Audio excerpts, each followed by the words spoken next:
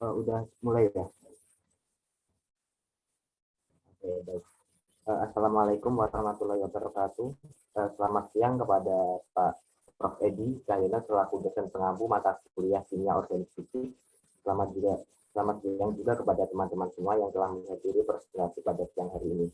Kami selaku kelompok 7 akan mempresentasikan hasil diskusi kami berupa sintesis 33,4 hingga toksifenil 1 propanol melalui hidroborasi metil iogenol menggunakan reagen H3B pelarut di azometer. Kita next. Kemudian untuk anggota kelompok kami sendiri yaitu ada yang pertama ada Hanifah Azhara dengan 431142036. Yang kedua ada saya sendiri Andi Dian Fajar dengan 431142044. Kemudian ada Diki Nugraha dengan 431142061. Yang selanjutnya ada Rian Budianto dengan 431142065. Nah, ini merupakan jurnal yang kami jadikan acuan dalam diskusi kami yang dipublikasikan oleh Universitas Diponegoro pada tahun 2005.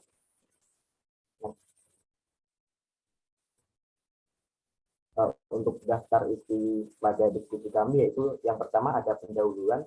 Pendahuluan ini meliputi latar belakang, dasar teori beserta tujuan dan manfaat. Kemudian yang kedua ada mekanisme reaksi, yang ketiga ada stereokimia, yang keempat ada optimasi energi, yang kelima ada kinetika dan diagram energi, yang keenam kesimpulan, yang terakhir ada daftar pustaka. Baik, kemudian kita lanjut yang pertama ada pendahuluan. Nah, di pendahuluan ini ada meliputi latar belakang, dasar teori, dan juga manfaat. Di latar belakang, pada penggunaan minyak daun cengkeh di negara Indonesia ini masih sangat terbatas. Dalam bidang industri, penggunaan minyak daun cengkeh masih terbatas pada industri parfum, penyedap rasa pada makanan, dan sebagian besar diekspor dalam bentuk minyak mentah, hingga kurang memberikan sumbangan devisa negara karena harganya relatif murah. Oleh karena itu, perlu dilakukan terobosan baru terhadap minyak daun cengkeh, salah satunya dengan melakukan penelitian pada kandungan utama minyak daun cengkeh. Kandungan utama minyak daun cengkeh sendiri adalah ada senyawa fenolik yang dikenal dengan nama eugenol dengan kandungan sekitar 80-90% dan karyopilena. Nah, untuk gambarnya bisa dilihat ya teman-teman. Pada gambar di bawah sebelah kiri ini ada minyak daun cengkehnya sendiri, sedangkan pada gambar yang bawah sebelah kanan ini terdapat struktur dari kandungan eugenol sama karyopilena. Bisa di next.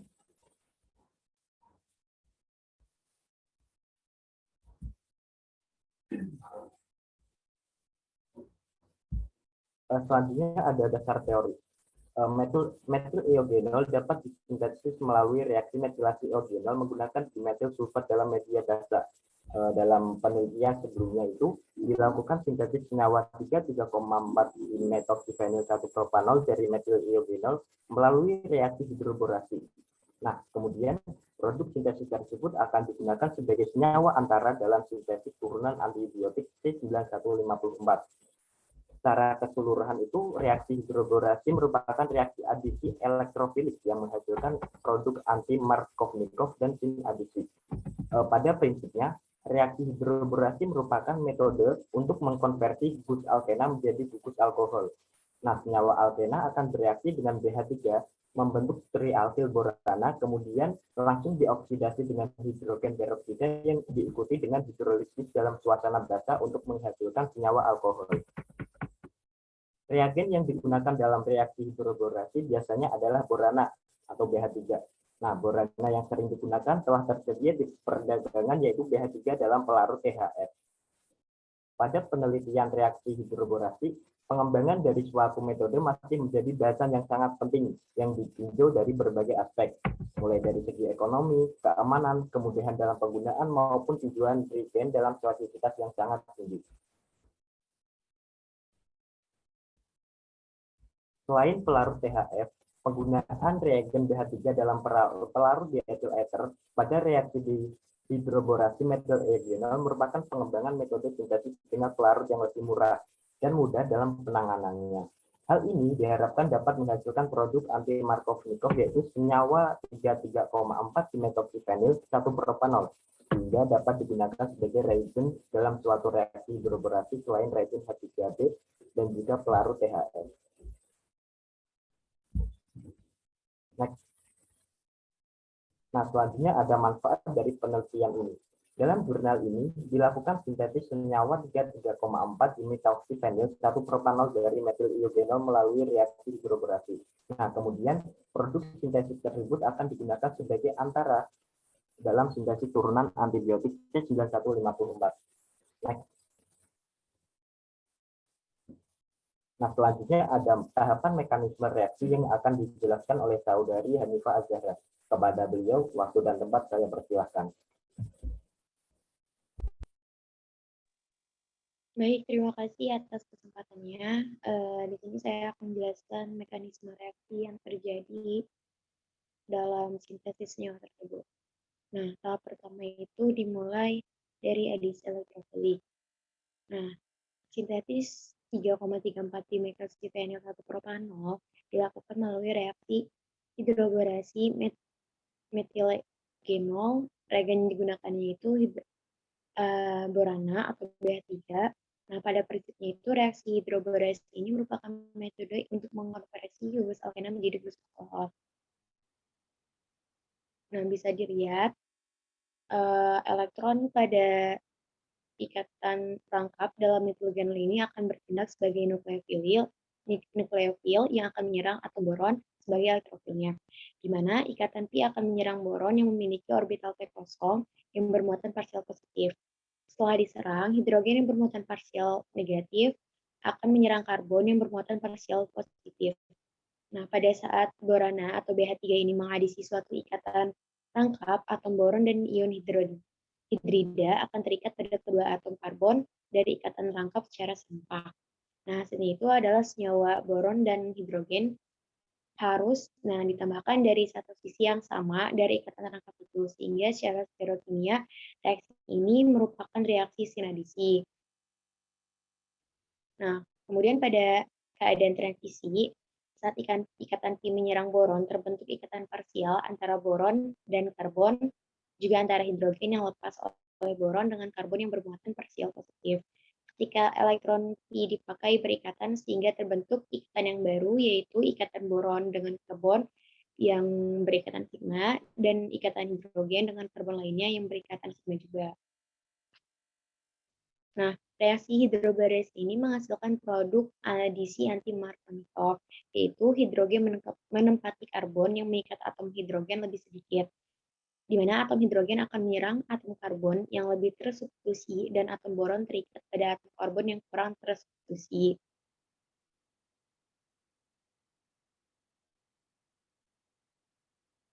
Next. Nah, borana ini bereaksi dengan cepat dan kuantitatif dengan metilgenol membentuk organoborana. Reaksi keseluruhan merupakan hasil dari 3 tahap reaksi yang terpisah. Dalam tiap tahap, satu gugus alkil ditambahkan pada borana sampai ketiga atom hidrogen digantikan gugus alkil membentuk trialkil borana. Jadi, dari tahap hidroborasi ini, atom hidrogen itu dari borana itu akan digantikan oleh gugus alkil yang ditambahkan pada borana sampai ketiga atom hidrogen tersebut digantikan semua menjadi trialkil borana. Nah, di sini tuh bisa dilihat, di sini ada metilgenol ditambah borana akan menjadi monoalkil borana. Bisa di next.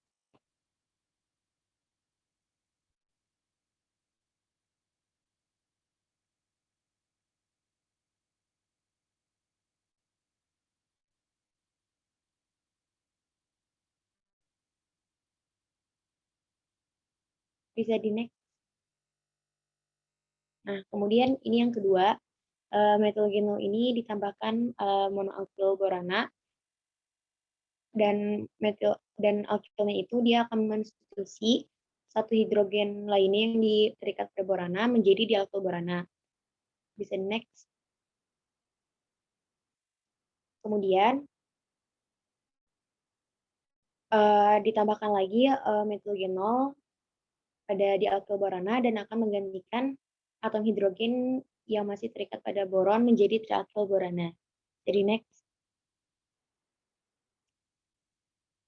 Nah, trialkyl borana ini dioksidasi menggunakan hidrogen peroksida yang diikuti dengan hidrolisis dalam suasana basah untuk menghasilkan senyawa alkohol. Jadi pertama-tama itu hidrogen peroksida itu bertemu dengan basa terlebih dahulu yang akan membentuk ion peroksida. Nah, kemudian ion peroksida ini akan menyerang boron. Karena boron menerima pasangan elektron, maka boron itu menjadi bermuatan negatif, sehingga yang menyebabkan senyawa ini menjadi tidak stabil. Nah, karena ketidakstabilan ini, maka akan dilanjut dengan reaksi selanjutnya untuk menghasilkan senyawa alkohol.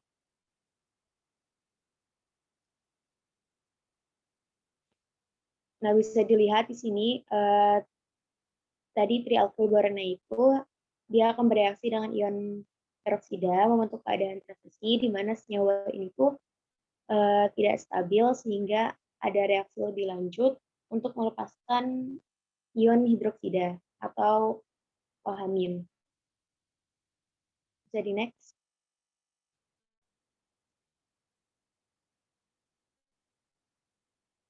Nah, kemudian ion hidroksida ini menyerang kembali boron yang masih memiliki orbital P yang kosong.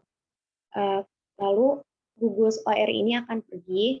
Nah, gugus OR ini akan bereaksi dengan air membentuk senyawa alkohol. Nah, ini tuh untuk satu alkyl yang lepas. Jadi, tadi kan kita makainya 3H2O2. Nah, jadi ada nanti terbentuk 3 alkyl yang membentuk 3 alkyl atau 3 alkohol. Nanti jadinya ada. Nah, untuk produk hasil sintesisnya itu ada 3,34 dimetoksifenil 1 propanol.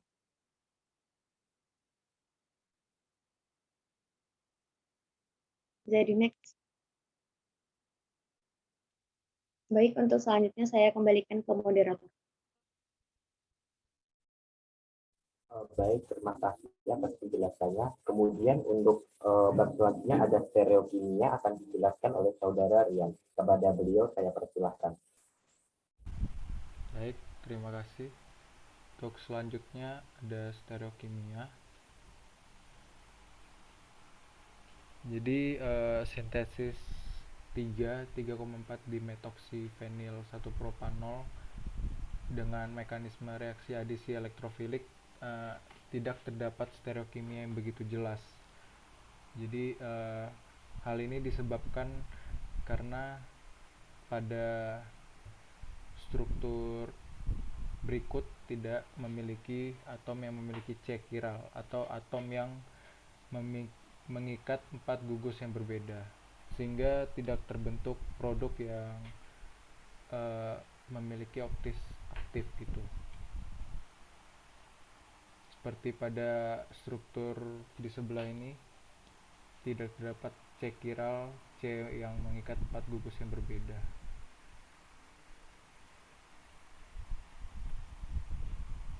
Untuk selanjutnya ada optimasi energi. Jadi ada optimasi energi dari setiap tahapan yang diproyeksikan dengan hypercam. Jadi yang pertama ada methyl sendiri, reaktannya dengan energi single point dengan gradient seperti yang ada pada slide. Lalu ada borana BH3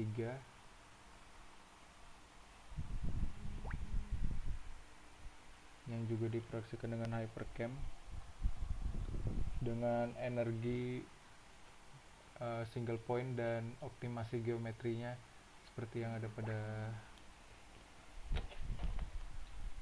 tabel. Selanjutnya ada keadaan transisi. Jadi saat etilegenolnya akan mengikat dengan BH3, yang juga diproyeksikan dengan hypercam, didapat energi single point dan optimasi geometrinya seperti yang ada pada slide. Dan yang di bawahnya ada monoalkyl borana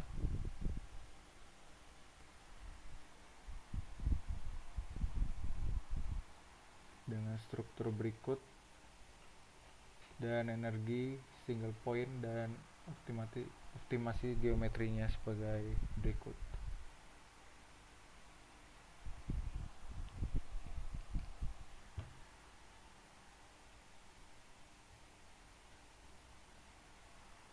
Selanjutnya ada trialkyl borana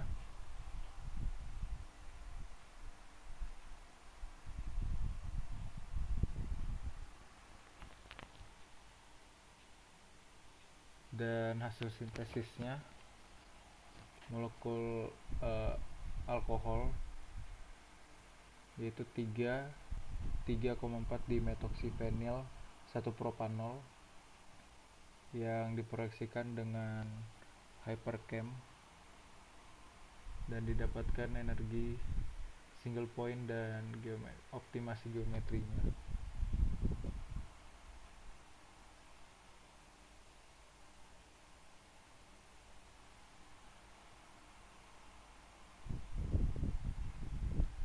Kemudian ada kinetika dan diagram energi. Saya kembalikan ke moderator. Terima kasih.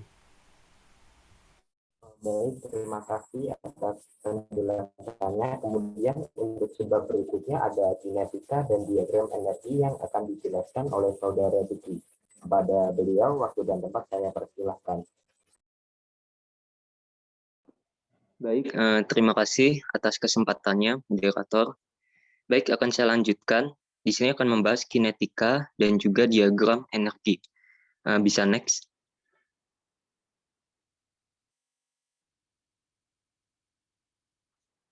Nah, di sini ada diagram energi. Tapi apa sih itu diagram energi itu? Jadi diagram energi itu kegunaannya untuk menggambarkan perubahan energi ya, selama berlangsungnya reaksi. Nah, di situ kan ada garis horizontal dan juga garis vertikal ya. Garis horizontal itu menyatakan koordinat reaksi yang mempresentasikan laju reaksi dari awal sampai akhir reaksi. Kemudian ada garis vertikal. Garis vertikal itu energi ya. Itu mempresentasikan total energi dari keseluruhan reaksi. Nah, jadi pada awal reaksi ya, metil eugenol dan BH3 itu memiliki energi total yang diperlihatkan pada titik awal garis di sebelah kiri. Tuh yang paling kiri tuh, titik garis-garis putus itu. Nah, ketika kedua molekul itu bertabrakan, reaksinya itu akan dimulai. Nah, kemudian elektron-elektron mereka itu saling menolak sehingga energinya itu menjadi meningkat.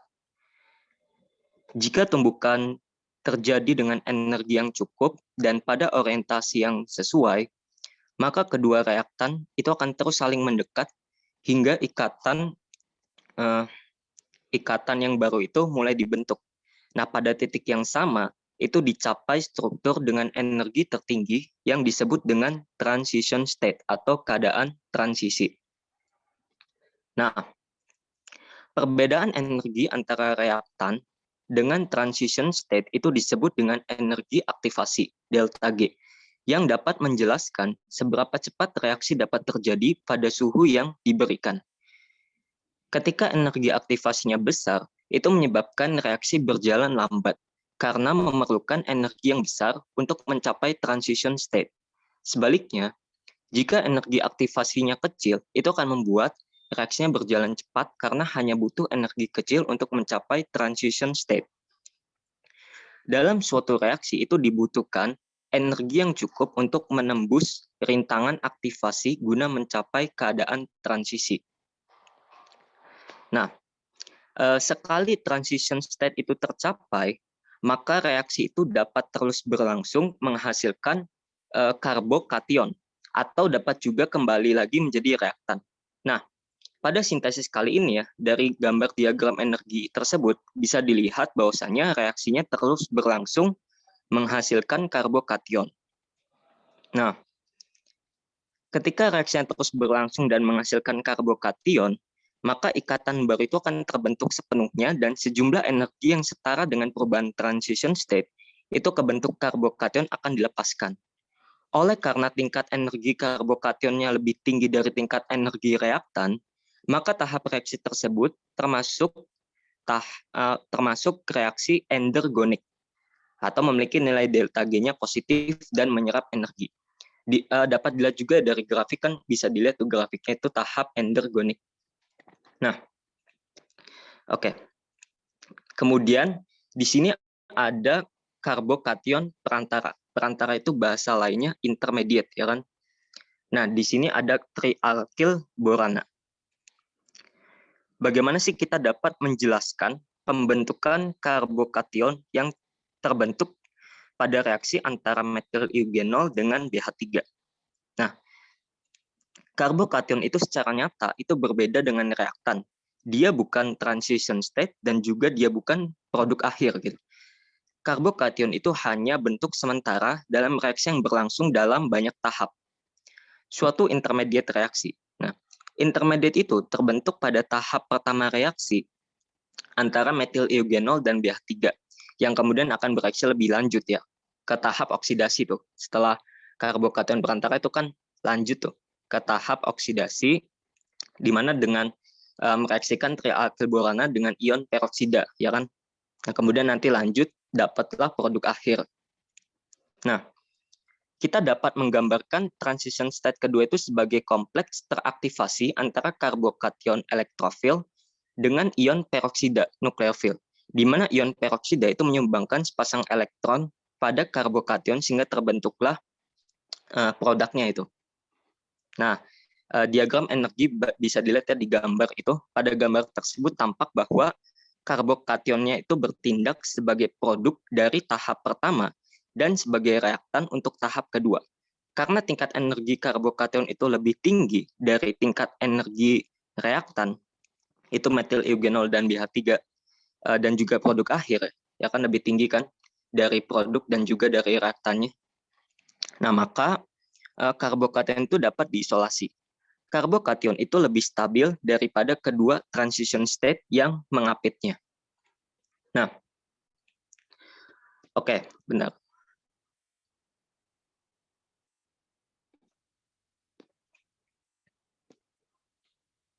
Nah, di sini ya, kenapa karbokation perantaranya itu trialkylborana tadi? Kenapa bukan monoalkil, kenapa bukan dialkil? Nah, karena trialkil ini yang paling stabil. Jadi reaksinya itu dapat berlangsung.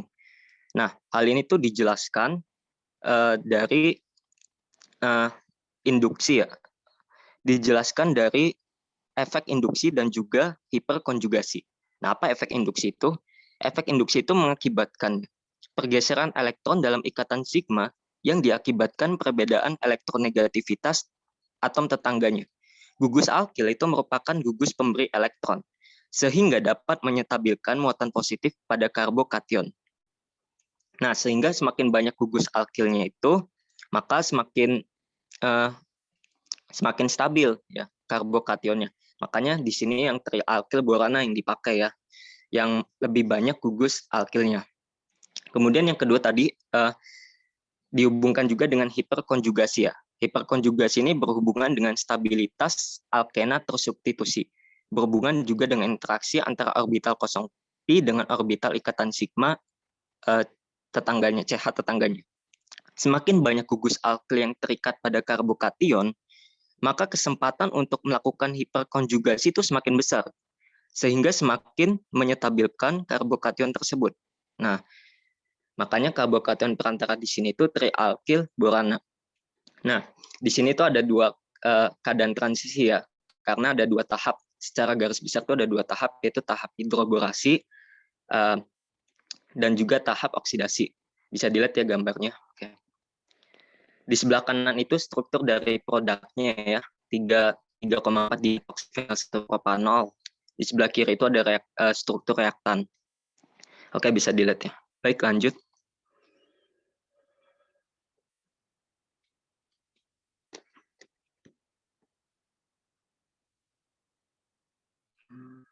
Nah, sekarang kinetika energi atau laju reaksi ya. Jadi laju reaksi itu kan dipengaruhi oleh berbagai banyak faktor ya. Bisa konsentrasi reaktan, bisa suhu, bisa katalis, dan sebagainya. Nah, tapi dalam hal ini yang kita lihat itu konsentrasi reaktannya ya. Jadi laju reaksi pada sintesis 3,4 dimetoksifenil 1 propanol dari metil eugenol itu melalui reaksi hidroborasi oksidasi, yaitu memiliki order reaksi 2. Nah, kenapa? Hal ini karena melibatkan dua reaktan substrat pada setiap reaksinya. Pada proses sintesis ini melalui dua tahap ya, yaitu tahap hidroborasi dan juga tahap oksidasi dalam suasana basah. Pada teori itu ya. Nah, oke, bisa dilihat nih ada rumusnya, laju reaksi tahap hidroborasi. V sama dengan K dikali konsentrasi metil eugenol dan konsentrasi BH3. Nah, kenapa di sini dikatakan reaksinya itu order 2? Karena sesuai teori yang saya baca ya, itu di internet itu, kalau melibatkan dua spesimen substrat reaktan itu berarti reaksinya order 2. Ya. Nah, jadi kedua reaktan ini itu berpengaruh terhadap laju reaksi. Ketika dia ditambahin akan berpengaruh, ketika dikurangi juga akan berpengaruh. Nah, kemudian laju reaksi tahap oksidasi itu kan ketika trialkil borana direaksikan dengan hidrogen peroksida ya. Kemudian mengalami hidrolisis dalam suasana basah. Nah, bisa dilihat rumusnya V sama dengan K dikali konsentrasi trialkil borana dikali konsentrasi hidrogen peroksida. Nah, tadi kan kita lihat ya, sebenarnya ada 3 komponen di dalam tahap oksidasi ini. Ada komponen trialkil borana, ada komponen hidrogen peroksida, dan ada komponen H2O. Nah, kenapa di sini cuma ada 2 reaktan, ada substrat reaktan yang mempengaruhi? Karena berdasarkan teorinya, reaktan basah itu tidak berpengaruh terhadap laju reaksi. Karena H2O itu kan ketika hidrolisis itu kan ada ion OH-. Nah, reaktan basah itu tidak berpengaruh terhadap laju reaksi. Oleh karenanya, pada tahap oksidasi ini itu hanya melibatkan 2 reaktan substrat. Itulah alasan laju reaksi pada sintesis kali ini berorder 2. Baik, terima kasih, akan saya kembalikan ke moderator.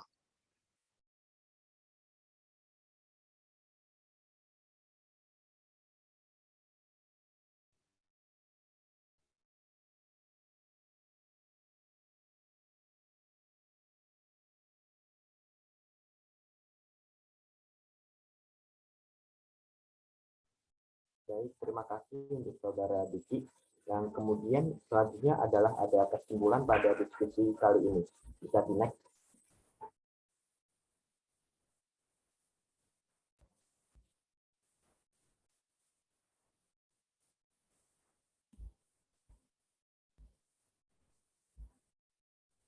Kesimpulan pada diskusi kali ini, selain menggunakan reagen H3P pelarut THE, sintesis senyawa 3,4 dimetoksifenil 1 propanol melalui metil eugenol dapat menggunakan reagen H3P dengan menggunakan pelarut diethyl ester. Bisa di next.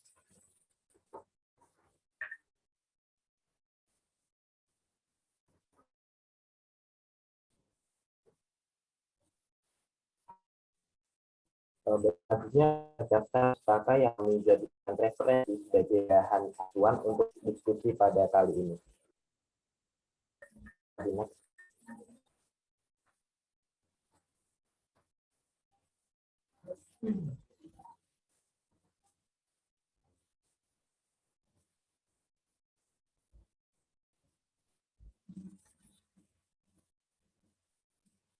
Baik, terima kasih. Demikian presentasi ada dituliskan melalui kolom chat atau chat dengan mengaktifkan fitur raise hand. Terima kasih. Selamat Prof.